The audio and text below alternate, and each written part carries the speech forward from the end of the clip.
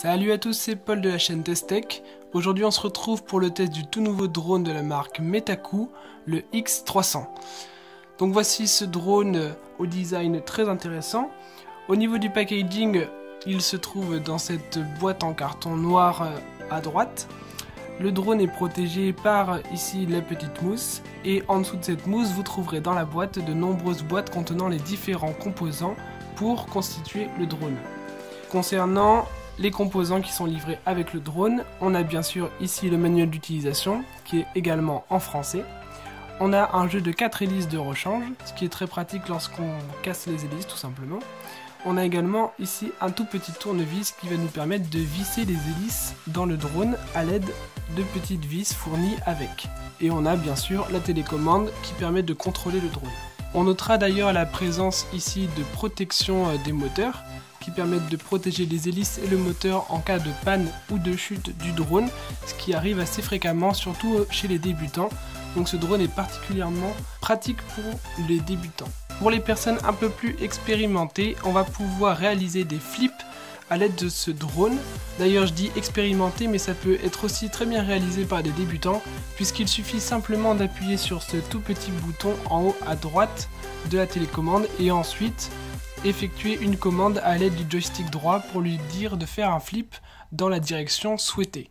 De plus, on peut faire voler le drone de nuit grâce aux 4 LED qui sont présentes sous les 4 moteurs ou les 4 pieds comme vous préférez, que vous pourrez voir à la fin de cette vidéo. Concernant la distance de contrôle, on peut avoir un contrôle du drone jusqu'à 100 mètres, ce qui est vraiment immense. Je n'avais pas vu une telle distance pour un drone. Cependant, la distance la plus conseillée est seulement de 80 mètres, qui est tout de même tout à fait acceptable. Pour revenir aux débutants, on a également présent sur ce drone un mode sans tête qui est réglable juste avec le bouton ici en haut à gauche. Donc vous pouvez passer du mode sans tête au mode classique. Ce mode sans tête va permettre d'éviter au drone de tourner sur lui-même et donc de permettre aux débutants de toujours savoir où se situe le devant du drone et donc éviter de se mélanger les pinceaux dans les commandes. C'est pourquoi ce drone est une fois de plus tout à fait destiné aux débutants comme aux personnes plus expérimentées puisqu'il possède ces deux modes de fonctionnement. De plus, on va avoir une fonction particulière qui est le décollage et l'atterrissage automatique qui se situe juste ici. Hop, il s'est marqué take off, vous pouvez pas très bien le voir mais c'est marqué take off. En restant appuyé quelques secondes, on va avoir le drone qui va décoller automatiquement et se placer à 1,2 m à peu près du sol d'où il est parti. Et lorsque vous perdez un peu le contrôle, vous pouvez rester appuyé quelques secondes lorsqu'il est en vol et il entamera un atterrissage de lui-même. Ce qui peut être très pratique lorsqu'on a un peu de mal pour le faire atterrir. De plus, on remarque qu'il a ici des petits coussinets en dessous des moteurs. Voilà, juste ici. Là, c'est assez mou, c'est du plastique. C'est assez mou, mais c'est quand même du plastique assez résistant. On voit qu'on ne peut pas le décrocher très facilement. Cependant, on n'a pas de pattes rigides comme j'ai pu le voir sur tous mes autres drones. Donc ça a l'avantage de ne pas casser les pattes. Cependant, on a les moteurs qui sont plus proches du sol en cas de crash. Cette fonctionnalité particulière à ce drone, qui est l'atterrissage automatique, peut se révéler très pratique en cas, encore une fois, de pilote débutant. Concernant l'autonomie maintenant, c'est un peu le gros point noir des drones. On a encore du mal à pouvoir avoir des drones qui ont une autonomie très importante à moins de mettre des centaines d'euros.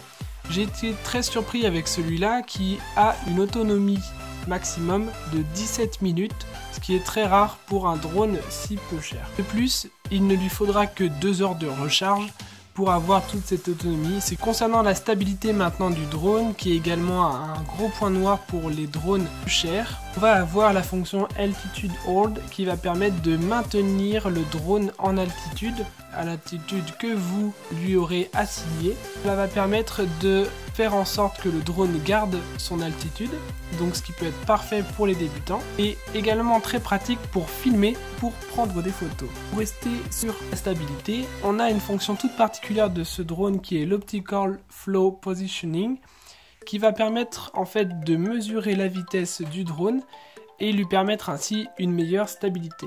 Enfin, on a ici présent une caméra de 2 mégapixels qui filme en 720 HP.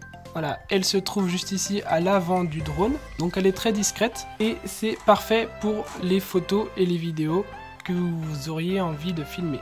De plus, vous pouvez régler l'angle de la caméra afin de pouvoir filmer en face du drone ou plus en biais vers le bas. Voilà, c'est tout pour moi. Je vous laisse avec le test réel du drone et je vous dis à la prochaine, un nouveau test. Ciao!